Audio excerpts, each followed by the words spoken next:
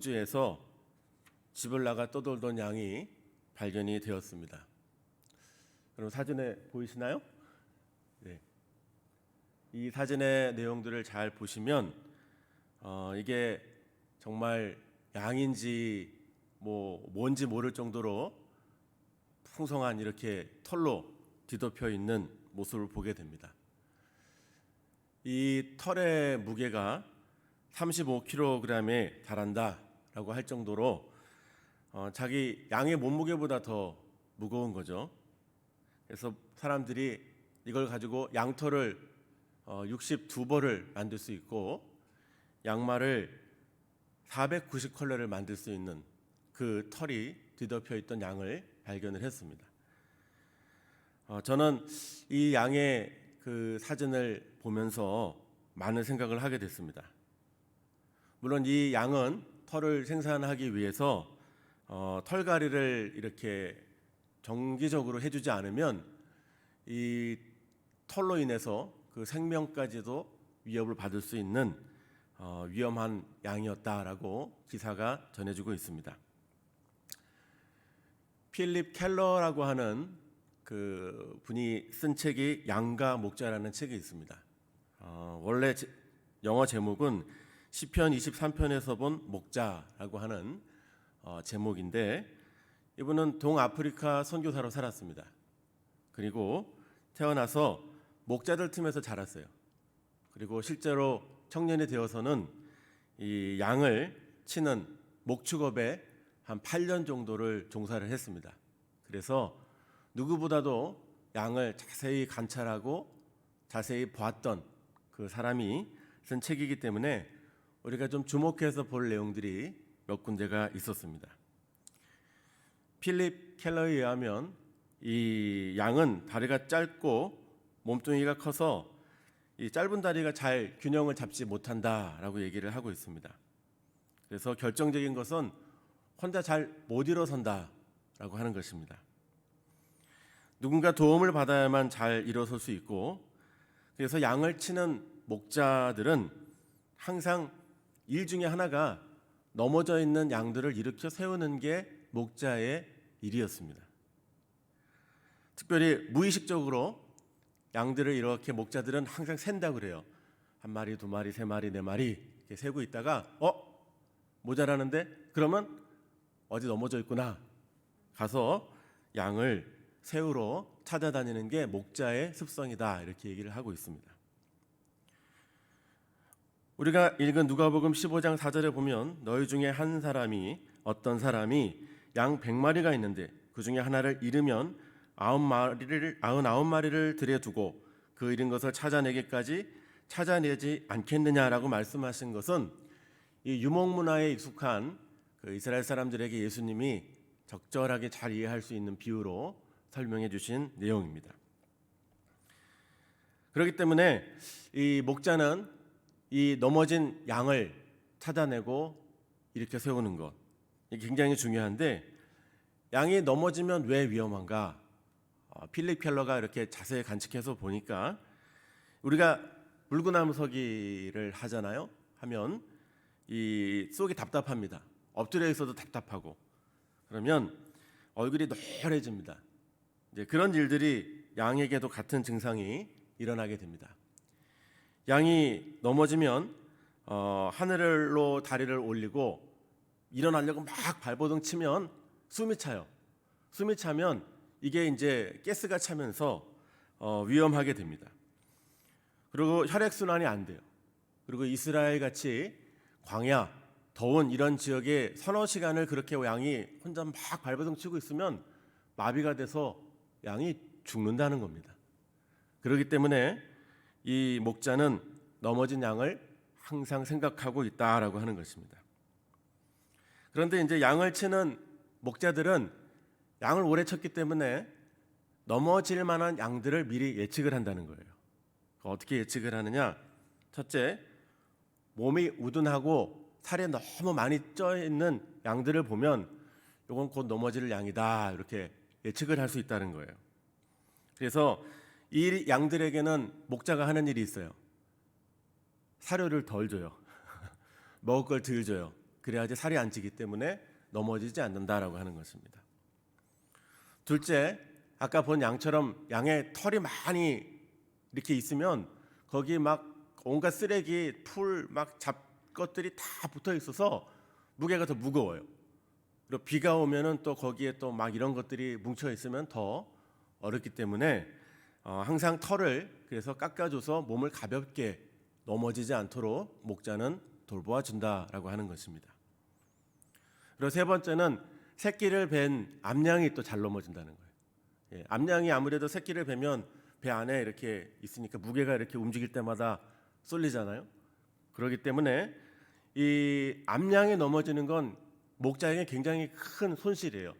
안에 있는 새끼도 다치고 또 암양도 다치는 거기 때문에 목자는 항상 요 부류의 양들을 신경을 쓰면서 항상 넘어지지 않도록 관리를 한다라고 얘기를 하고 있습니다. 그래서 목자는 항상 이런 세 가지 유형의 일들을 생각을 하고 있다라고 필립 켈러는 이야기를 하고 있죠. 자, 이렇게 생각하고 있는데 목자는 양을 잃어버릴까봐 고민하고 있는데 오늘을 사는 저와 여러분들은 무엇을 잃어버릴까 고민을 하고 계십니까? 여러분 뭘 잃어버릴 때 제일 타격이 큽니까? 생각을 해봤어요. 요즘에 뭘 잃어버리는 게 타격이 클까?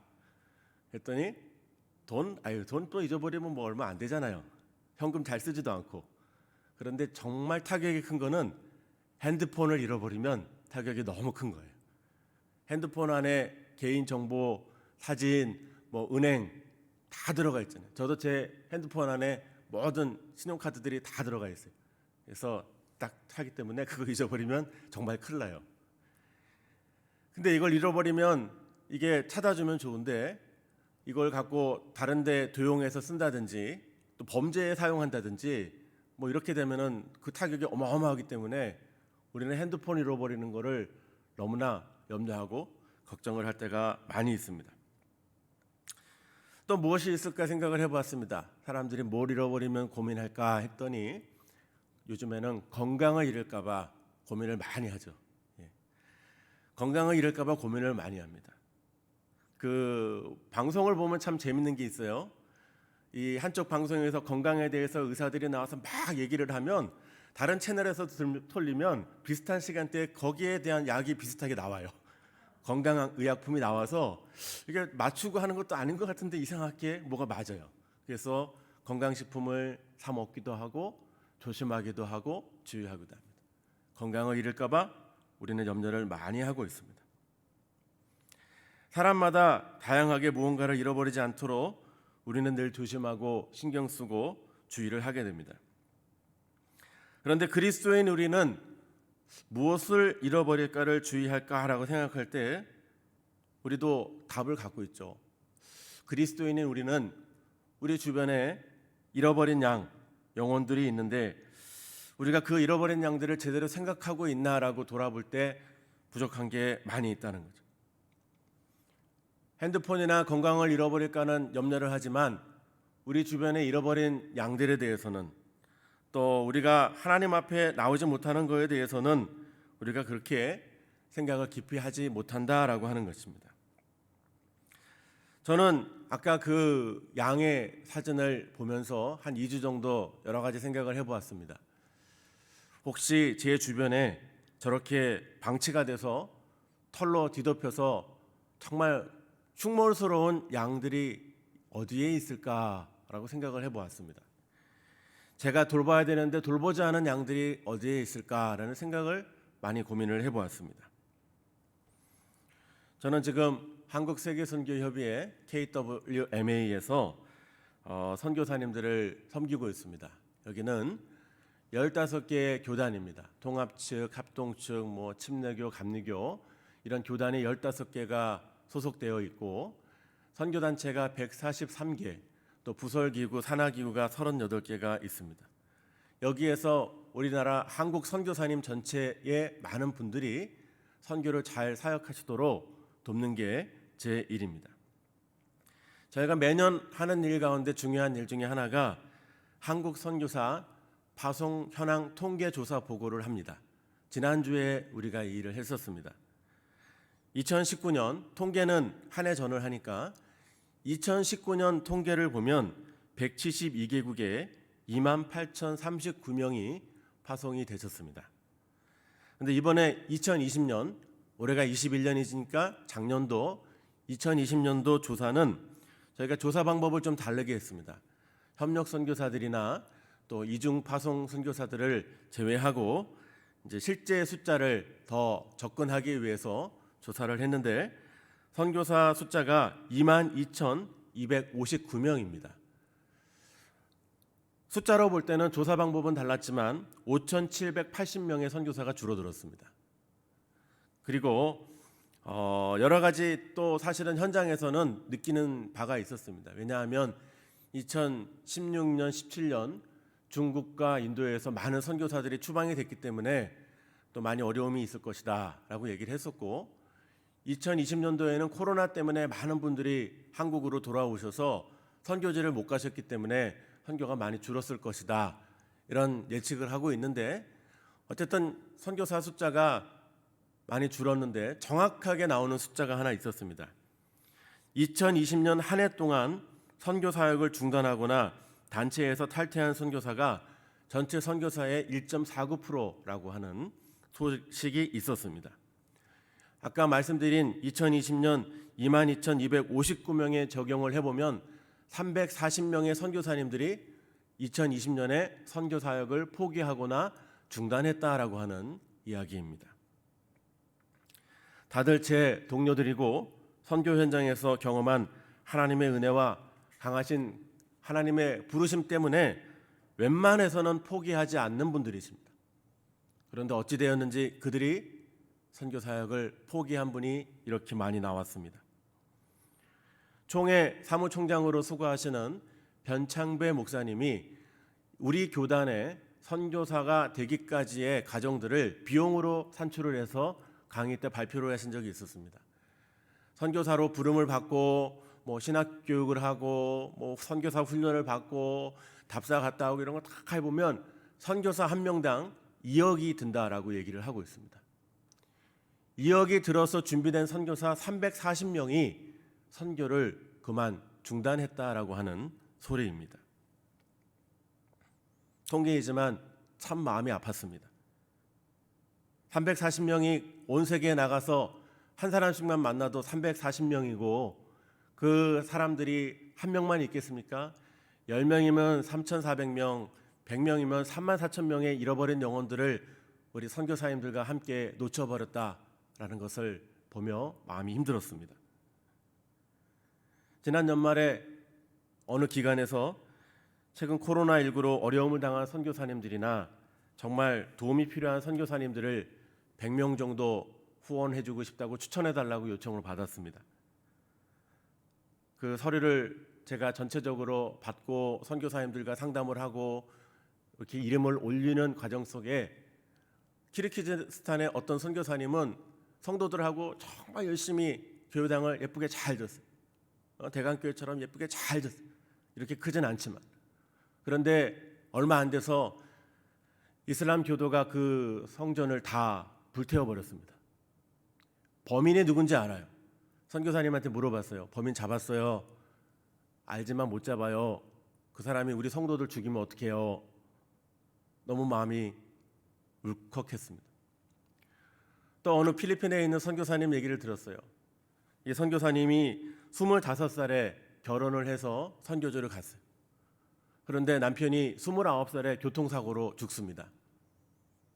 29부터 15년, 16년간을 여성 선교사 혼자의 몸으로 필리핀에서 선교 사역을 했는데 한 5층짜리 센터가 있고 학교가 있는 거예요. 그거를 홀로 사역을 감당한 거예요. 그리고 지금 뭐하고 지내세요? 코로나로 한국에 왔는데 우리 필리핀에 있는 성도들 힘들까 봐 지금 물류센터에서 지금 아르바이트하고 있어요. 이렇게 연락이 왔어요. 이런저런 여러 많은 분들의 얘기가 많이 있습니다. 저는 이런 분들이 전해주는 이 소식들을 들으면서 저에게는 어쩌면 이런 분들이 잃어버린 양과 같은 분들이 되지 않나라는 생각을 하게 되었습니다. 물론 다른 의미의 양입니다. 이들이 선교를 잘하도록 누군가 격려해주고 위로해주고 힘이 되어주고, 또 후원이 중단됐을 때 같이 기도해주고, 또 선교사가 건강을 잃어버렸을 때 잘 쉬게 해주고, 선교사 자녀들에게 어려움이 있을 때 같이 울어주고 웃어주는 일들을 누군가 했다면 이들이 꾸준히 지속해서 선교 사역들을 감당할 수 있었을 텐데, 내가 혹시 그 중에 한 사람을 방치하고 있지는 않았는지, 선교사님들 중에서 저렇게 양과 같이 덥수룩한 털같이 아무것도 없이 정말 내려놓고 방치되어 있는 힘들어하시는 선교사님이 없는지를 저는 이 사순절 기간에 이 양의 사진을 보면서 생각을 해보았습니다. 여러분은 여러분에게 어떤 잃어버린 양들이 있습니까? 여러분 삶의 현장에서 가까운 동료나 이웃이나 가정에서 이렇게 방치되어 있고 아무도 돌보지 않는 양들이 있지 않습니까? 어딘가에서 울고 있고 도움의 손길을 구하며 여러분이 오기를 기다리는 양들이 혹시 있지 않습니까? 코로나로 인해 생계의 위협을 받은 사람들도 많이 있습니다. 낙심을 받았습니다. 더 잘 살기를 생각하는 게 아니라 삶의 존재를 지금 생각하는 분들도 많이 있는 것입니다. 여러분, 큰 마음 먹고 개업하는 사람들의 마음을 여러분 아시지 않습니까?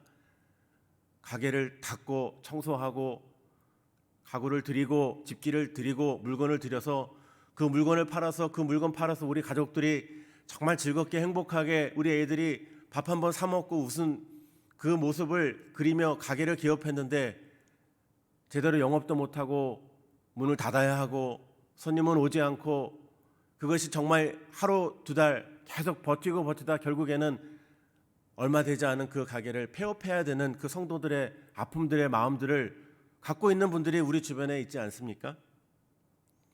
열심히 직장에 취업이 돼서 감사함으로 나갔는데 코로나 때문에 근무 수당을 5일 근무를 4일로 줄이고 4일 근무를 3일로 줄이고, 일이 점점 줄어들더니 나중에 날라온 것이 갑작스러운 해고 통지서를 받은 성도들도 있지 않겠습니까? 청년들의 경우에는 가게에서 아르바이트를 좀 해야지 학비도 벌고 용돈도 벌어야 되는데, 가게들이 기업체가 이런 아르바이트를 줄 여력이 되지 않으니까 우리 청년들이 자리를 찾지 못하고 결국에는 그 아이들이 학교를 포기하고 그렇게 넋놓고 있는 모습을 우리 주변에 보고 있지 않습니까? 여러분, 신문과 뉴스에서 들려지는 이 시대의 여러 가지 아픔과 고통의 이야기를 들으면 남의 얘기 같았는데, 어느덧 가까이 와서 보니 우리 주변에서 일어나는 주변의 이런 양들의 얘기가 우리 주변에 늘 들려지고 있지는 않습니까? 코로나19로 집안에만 이렇게 오래 있다 보니 그 양과 같이 덥수룩한 모습으로 방치되어 있는 그 사람들이, 우울과 절망으로 길 잃은 사람들이 너무 많다는 걸 우리 그리스도인들은 너무나 잘 알고 있지 않습니까? 우리 그리스도인들은 이때 뭐를 해야지 되는지 여러분과 저는 너무나 잘 알고 있지 않습니까? 누가복음 15장 5절 6절에 보면 또 지금과 좀 다른 말씀을 전해주고 계십니다. 또 찾아낸즉 즐거워 어깨에 메고 집에 와서 그 벗과 이웃을 불러 모으고 말하되 나와 함께 즐기자, 나의 잃은 양을 찾아내었노라 하리라 그랬습니다. 저는 그 여러 성화 중에 이 그림이 너무 좋아요. 이 그림이 예수님이 양을 찾아가지고 이렇게 딱 이렇게 들고 오는 거잖아요. 왜 들고 왔겠어요? 저렇게 평지만 있었을까요? 산길도 있었을 거예요.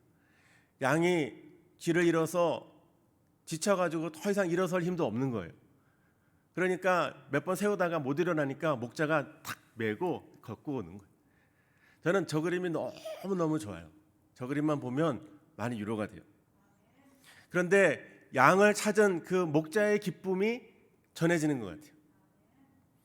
여러분, 찾는다고 하는 것은 굉장히 우리에게 큰 기쁨과 소망을 줍니다. 제가 신길동에 2020년 12월에 이제 이사를 왔습니다. 이제 3개월밖에 안 됐습니다. 처음에는 동네가 되게 낯설었어요. 낯설었고 뭘 하나 제대로 찾기가 어려웠습니다. 근데 뭐 이것저것 다 찾았어요. 가게도 찾고 뭐 살 때 뭐 다 찾았는데 좀 못 찾았던 게 산책로를 못 찾았었어요. 전에 살던 동네는 그 앞에 한 20m 되는 그 개천이 이렇게 흘러갔고 그게 한 2km 정도 쫙 이렇게 예쁘게 산책로가 잘 꾸며져 있었어요. 그래서 매일매일 거기를 산책하고 하루에 이렇게 만보기로 이렇게 재고 오면 그게 너무너무 좋았거든요. 근데 이 신길동에는 산책로가 안 보이는 거예요. 그런데 제가 이제 하나씩 찾기 시작을 했습니다. 1코스, 우리 교회 앞에 해군회관을 보면 그 앞에 공원 하나 있잖아요. 큰 거. 예, 그걸 한 바퀴 돌고 그 아파트 이름이 뭐죠? 힐스테이트하고 파크자이 사이로 쭉 가면 이 보라매 공원까지 쫙 가는 거예요. 보라매 공원 한 바퀴 돌고 가끔 보라매 공원에서 분수쇼도 하는 거예요. 이거 코스 너무 좋아요. 찾았습니다. 이 코스는 이 해군 호텔을 넘어서 이 다이소를 지나가지고 그 대방공원까지 올라가요. 그럼 산이 약간 올라가잖아요. 그래서 한참 쭉 올라가서 공원을 이렇게 한 바퀴 돌면은 조금 산책로 올라가면은 거기서 이제 서울 시내 전경이 또 쫙 보여요. 그래서 쭉 돌고 오면 너무 좋아요. 그리고 이제 조금 마음 먹으면 이제 3코스도 개발했어요. 3코스는 어디냐면은 대신시장 길로 쭉 내려가 가지고 그 신길역에서 오른쪽으로 꺾어지면 색강 출입구가 나오잖아요. 그래서 뭐 아멘이에요.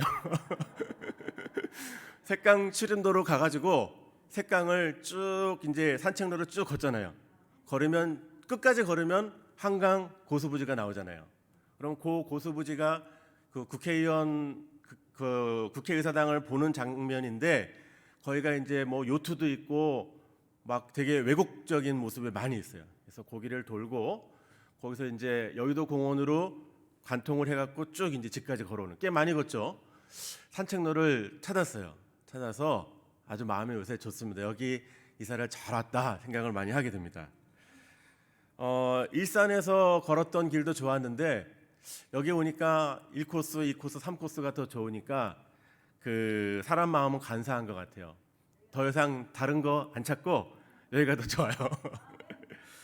그런데 좀 반성하는 시간을 가졌습니다. 뭐냐 하면 주님은 우리를 위해서 우리를 찾으러 오셨어요. 주님은 이런 산책로나 뭐 핸드폰이나 건강을 찾는 게 아니라 저와 여러분을 찾으러 오셨어요.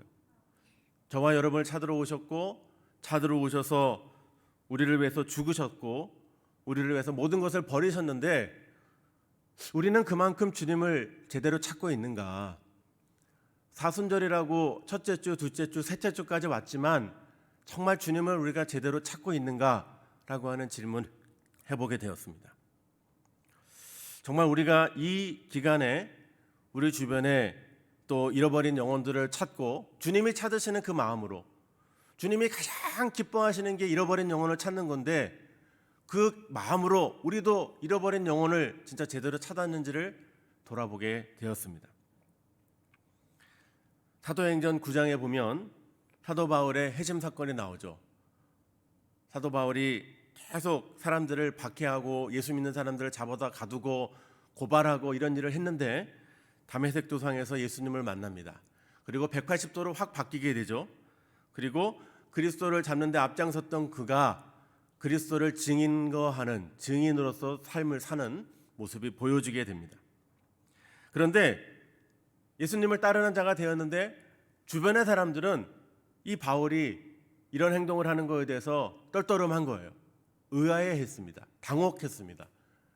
저것 때문에 우리 저기 누구네 아버지 잡혀가가지고 감옥에서 죽었고 저 누구네 엄마는 저거 바울 사도가 고발해갖고 사자밥이 돼서 콜로세움에서 다 찢겨서 죽었고 그 집 애들 지금 너무나 어렵게 됐는데 저게 무슨 염치로 교회를 찾아와서 예수를 증거한다고 말이나 돼? 라고 하는 게 사람들의 분위기였습니다. 사도행전 9장 20에서 26절에 보면 바울이 예수가 하나님의 아들이심을 전파하니 듣는 사람이 다 놀라 말하되 이 사람이 예루살렘에서 이 이름을 부르는 사람을 멸하던 자가 아니냐 여기 온 것도 그들을 결박하여 대제사장들에게 끌어가고자 함이 아니냐 하더라. 다메섹에 사는 유대인들을 당혹하게 하니라. 사울이 예루살렘에 가서 제자들을 사귀고자 하나 다 두려워하여 그가 제자됨을 믿지 아니하니라고 얘기하고 있습니다. 쉽지 않은 일이죠. 그런데 이때 누가 있었느냐? 사도행전 9장 27절에 보면 바나바가 있었습니다. 바나바가 바울을 데리고 그가 길에서 어떻게 주를 만났는지를 사람들에게 알려주었습니다. 그런데 바나바가 어떤 사람이냐? 사도행전 4장 36, 37절에 보면 레위족 사람이며 이름은 요셉인데 바나바라, 번역하면 위로의 아들이라. 그가 밭이 있음에 팔아 그 값을 가지고 사도들의 발 앞에 두니라 그랬습니다. 여기서는 바나바가 가장 그 당시 사람들이 제일 힘들었던 게 물질적인 고통이었습니다. 그런데 그것들을 위해서 먼저 헌신한 모범을 보여주었습니다. 또 사도행전 11장 24절에 보면 바나바는 착한 사람이요 성령과 믿음이 충만한 사람이라 이에 큰 무리가 주께 더하여지더라 그랬습니다. 이 바나바는 초대교회 당시에는 정말 신뢰를 많이 받던 믿음의 사람이었습니다. 정말 사람들이 존경하고 그 때문에 수가 더해졌어요. 야, 바나바처럼 살려면 우리 교회 가자. 야, 바나바처럼 한번 우리 살아보자. 교회 갔던 사람들이 많이 있었습니다. 그런 바나바가 볼 때 바울은 이런 양 중에 한 사람이었습니다. 바울은 나름대로 좋은 가문에서 자랐고 또 로마 시민권을 갖고 있었고 좋은 집안에서 좋은 스승에게 공부를 했다라고 하는 자부심을 갖고 있었지만 예수 그리스도 없이 살아갔던 그 불쌍한 바울을 이런 양으로 보고 그가 주님을 만나서 돌아온 것을 보고 바나바는 그를 이런 양으로 보았습니다. 이를 오시게 여기 서 있게 내가 당신 소개하겠소. 당신이 다메섹 도상에서 주를 만난 거 내가 정말 감사하오. 우리 성도들에게 다 얘기하겠습니다. 그리고 우리 앞으로 바울이 하나님 앞에 귀하게 쓰임 받는 걸 우리 지켜봅시다. 이렇게 바나바가 가는 곳마다 다 얘기해 줬어요. 보증을 서준 거예요. 보증을. 이 연약한 자에게 보증을 서주니 사람들이 다 신뢰를 하는 거죠. 여러분, 우리도 이런 바나바 같은 모습을 갖고 우리 주변에 이런 양들을 우리 교회에 잘 올 수 있도록 우리가 도와주고 인도해 주어야 되지 않겠습니까? 길을 열어줘야지만 그들이 교회에 와서 우리의 정말 은혜 받고 예배드리는 모습에 동역자가 되어지지 않겠습니까? 많은 사람들이 땅 끝에 가서 복음을 전해야 된다라고 얘기를 하고 있습니다. 그래서 저 멀고 먼 곳에 가는 것이 땅 끝에 가서 복음을 전한다라고 얘기했습니다. 그런데 바나바는 그 땅 끝이 내 바로 옆에서 출발된다고 하는 것을 우리에게 분명히 보여주었습니다. 우리의 땅 끝은 저 멀리 있는 게 아니라 지금 내 옆에서 시작이 되는 것이 그 땅 끝에 시작이 되는 것입니다. 너무 멀리 목표를 잡을 필요도 없습니다. 우리 가까운 이웃들, 또 우리 주변의 사람들, 또 우리 만나는 사람들, 버스에서 만나는 사람들, 우리가 교회를 다닌다고 할 때는, 우리가 우리 집에 교패를 붙인다고 할 때는 우리 집이 예수 그리스도를 믿는다는 삶의 모범을 보여준다고 하는 얘기입니다. 그래서 피곤합니다. 눈 오면 눈도 더 많이 쓸어야 되고 청소도 더 많이 해야 되고 인사도 더 많이 해야 되고 오지랖 넓게 다녀야 될 일들이 많이 있습니다. 왜? 우리 집에 교패가 붙어있기 때문에, 우리가 예수 그리스도를 믿는다라고 하는 증거자로 세워졌기 때문에 우리가 그 일을 해야 된다는 것입니다. 우리 땅끝은 바로 여러분 살고 있는 그 자리가 땅끝의 시작인 것입니다. 신방을 가보면 60대, 70대 어른들이 가장 힘들어하는 기도 제목이 뭔지 아시죠? 건강 별로 힘들어하지 않습니다. 돈이 없는 거 별로 힘들어하지 않습니다. 믿는 부모님들이 가장 속상해하고 가장 안타까워하는 것은 우리 자녀들이 교회를 안 나오는 겁니다.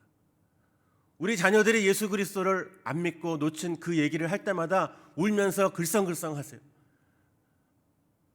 나 열심히 교회 믿고 직분자 되었는데 우리 집 아이가 교회 안 나옵니다. 내가 얼마나 새벽마다 밤마다 주일마다 심야마다 수요일마다 기도했는데 우리 애가 교회 안 나옵니다. 이것 때문에 우시는 어르신들 너무 많이 봤어요. 지금도 우시는 분들이 있습니다. 여러분, 우리의 땅끝이 바로 우리 가까이에 있습니다. 그들의 마음을 주께로 열고 바나바처럼 우리가 그들을 잘 데리고 가서 그 사람들을 교회 앞에 세우면 그 사람이 바울이 될지 누가 될지는 모릅니다. 여러분, 유명한 말이 있지 않습니까? 사과 속에 씨는 셀 수 있어요.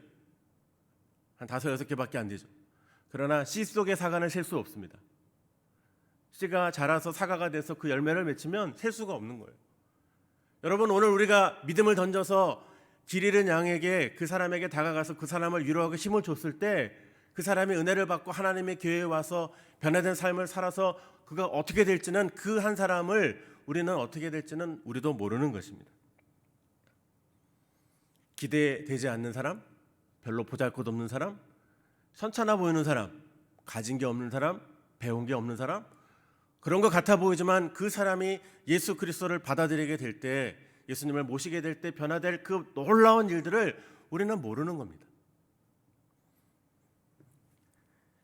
이 팀 켈러라고 하는 목사님이 이제 뉴욕과 맨하탄에서 많은 교회 사역들을 많이 하십니다.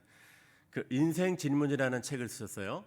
그런데 이 책은 그 하버드 대학교에서 강의한 내용하고 미국, 영국의 옥스퍼드 대학에서 강의한 내용을 모아놓은 거예요. 그 책을 읽어보면은 최고의 지성인인 하버드와 옥스퍼드 대학 학생들에게 복음을 전하기 위해서 팀 켈러 목사님이 접근한 내용들이 쭉 써 있습니다. 그 중에 이제 5장에 가면은 재밌는 이야기가 하나 나옵니다. 막달라 마리아, 첫 번째 그리스도인 막달라 마리아라고 이렇게 기록이 되어 있습니다. 사실은 그 당시에 부활의 증인으로서, 첫 번째 증인으로서는 적절한 사람은 아니었습니다. 당시 유대 문화나 헬라 문화나 고대 문화는 가부장적인 남자 중심 문화였습니다. 여자들은 재판에 서서 증언을 해도 증언이 받아들여지지 않았던 시대적 상황이 있었습니다. 근데 하필이면 막달라 마리아, 그리고 마가복음에서 막달라 마리아는 7귀신 들린 여자였습니다. 과거 전력도 좋아 보이지 않습니다. 그 여인을 예수님께서는 첫 번째 증인으로, 특별히 팀 켈러 목사가 얘기했던 부분은 뭐가 있냐, 우리가 보통 그리스도인이라고 하면 그리스도의 죽으심과 부활하심을 본 사람을 그리스도인이라고 얘기했을 때, 첫 번째 부활하심을 본 여인이 막달라 마리아였으면 막달라 마리아는 첫 번째 그리스도인이 되었다라고 그의 책에서 기록을 하고 있는 거죠. 이 놀라운 영광을 준 거예요. 이 당시에 사람들은 헬레 문화 속에서, 로마나 이런 분위기 속에서는 이 육신은, 껍데기는 이거는 별 볼 일 없는 거예요. 이게 더러운 거예요. 탐욕덩이고 정욕덩어리야. 그래서 이걸 빨리 벗어버리고 영원히 거룩한 곳으로 올라가는 게 좋은 것이다라고 하는 게 팽배했던 문화였어요. 그런데 그런 육신을 버리는 것을 얘기했던 당시 문화에 예수님은 육신으로 부활을 하셨어요. 부활을 하시고 첫 증인을 막달라 마리아로 삼으신 거예요. 여러분, 이게 우리가 생각할 때는 좀 더 괜찮은 사람으로 하지, 또 괜찮은 사람으로 하지라고 했을 수 있었으나 예수님께서는 그렇게 하지 않았습니다. 여러분, 그 한 사람이 우리 주변에 많이 나올 수가 있는 것입니다. 여러분, 초반에 보여드린 그 양이 이제 털을 깎은 모습을 한번 보여드리겠습니다. 보이나요? 이게 뭐 35kg을 벗었어요. 한 장을 더 넘겨보시면 이 앞에 사진하고 한번 비교해 보세요. 저게 저렇게 된 거예요. 어마어마한 변화가 있었던 것입니다. 우리 주변에도 길 잃은 양들이 분명히 많이 있을 것입니다. 특별히 사순절, 코로나의 긴 침체기로 길을 잃은 양들이 많이 있을 것입니다. 우리가 그냥 지나치면 저렇게 계속 방치되는 것입니다. 지난주 월요일 날 비가 많이 왔습니다. 비가 많이 와서 이제 봄이라 이제 옷을 정리해야 되겠다 싶었는데 밤 9시, 10시 되니까 갑자기 이게 눈으로 바뀌면서 강원도 쪽에는 폭설이 올 정도로 눈이 많이 왔습니다. 제 차에 내비게이션에 프로그램이 뭐가 좀 고장이 나서 그거를 좀 갈아 놓으려고 그 칩을 사러 밤 11시에 나와서 돌아다녔더니 뭐 다 문 닫고 또 편의점도 다 닫았습니다. 허탕을 치고 이렇게 걸어가는데 그 언덕길에 중간에 동천교회 앞에 그 중간에 뭐가 이렇게 검은 게 꿈틀꿈틀거리고 있는 거예요. 자세히 들여다봤더니 한 사람이 쓰러져 갖고 외투 속에서 이렇게 있는 거예요. 꿈틀꿈틀하는 거예요. 자세히 봤더니 이분은 술 취한 양이었어요. 술에 많이 취했어요. 근데 이렇게 싹 지나가려고 그랬는데 날씨가 너무 차가워져 갖고 저대로 자다가는 죽겠다, 어려움이 있겠다 생각이 들었습니다. 그래서 119에 신고를 했습니다. 신고를 하고 그분들이 찾아올 때까지 또 기다려주고, 또 요새는 119에서 3명이 오시고 오니까 경찰 2분이 또 따라오셨어요. 여경도 2명이 오셨어요. 그래서 상황을 잘 얘기를 해드리고 그분을 이렇게 봤더니 그분이 그 저쪽 멀리서 이렇게 이 동네에 오셨다가 쓰러져서 이제 잘못하면 큰일 나실 뻔했었어요. 근데 지나갈 때 생각이 든 거예요. 선한 사마리아인에 대해서도 우리가 잘 들었는데 잊지 말아야 되지. 또 혹시 이분은 누구의 아버지 아닐까? 이 아버지를 잃으면 그 자녀들이 얼마나 마음이 아플까? 또 이분이 얼마나 괴로웠으면 이렇게 막 다 토했거든요. 앞에서 얼마나 괴로우면 저렇게 술을 많이 마셨을까? 한 40분 정도를 이렇게 추운데 하니까 저도 뭐 물건도 못 사오고 40분 길에서 떨다 오니까 그냥 그랬어요. 그런데 마음의 소망은 하나 있었습니다. 이 사람이 혹시 그 사람 아닐까? 나중에 예수 그리스도를 믿고 하나님의 교회에 와서 예배를 드리고 내가 옛날에 길에 바닥에 쓰러져서 죽을 뻔했는데 하나님이 나를 살려주셔서 내가 복음을 듣고 예수 믿게 되지 않았을까? 그때 누군지 모르지만 지나치지 않고 119에 신고한 사람이 있지 않았을까? 이 얘기를 하지 않았겠습니까? 우리가 지나치면은 하나님의 역사가 없습니다. 그러나 우리가 지나치지 않고 하나님이 주신 상황과 환경 속에서 그 잃은 양을 잘 데리고 와서 털을 깎아주고 먹을 걸 먹여주고 입혀주면 양이 새 생명을 얻는 역사를 우리도 보게 되는 것입니다. 이 사순절에 보잘것없는 나를 찾아 주님이 오셨습니다. 보잘것없는 나를 찾아오셨는데 우리도 우리 주변에 약하고 힘들고 방치되고 어려운 우리들의 잃은 양들을 이 사순절 기간에 더욱더 찾아서 생명의 역사가 이어지게 되는 그 귀한 기쁨을, 그것을 찾게 되는 기쁨을 누리는 저와 여러분 되시기를 주님의 이름으로 축원합니다. 기도하겠습니다. 하나님 아버지, 그렇습니다.